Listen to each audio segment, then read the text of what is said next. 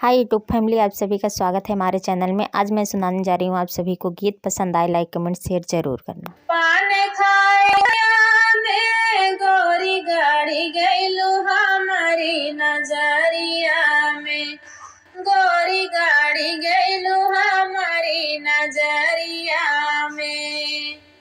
आखिया में काजरा हो नाक में नथुनिया, आखिया में काजरा हो नाक में नथुनिया। छम छम बाजाई पाव पाए जनिया, छम छम बाजाई पाव पाए जनिया। अरे जादू बाटे पतली कमरिया में, गोरी गाड़ी गईलू हमारी नजरिया में, गोरी गाड़ी गईलू हमारी नजरिया में।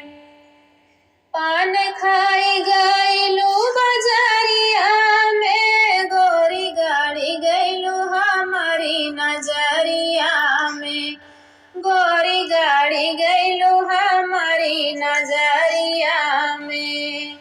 गोरे गोरे गालवा पे सोहेला गोदानवा, लाल लाल होठवा मारेला जनवा। गोरे गोरे गालवा पे सोहेला गोदानवा, लाल लाल होठवा मारेला हे जनवा। अरे घूमे जालू मुंबई सहरिया में, गोरी गाड़ी गईलू हमारी नजरिया में, गोरी गाड़ी गईलू हमारी नजरिया में।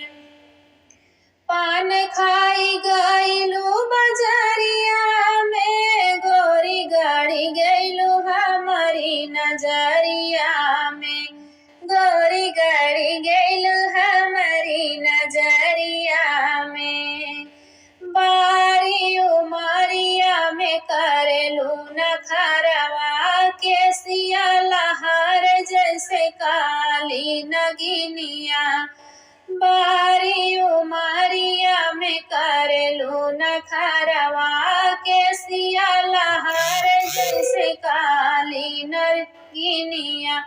अरे तोहरा जैसे कोई ना नजरिया में, गोरी गाड़ी गईलू हमारी नजरिया में, गोरी गाड़ी गईलू हमारी नजरिया में।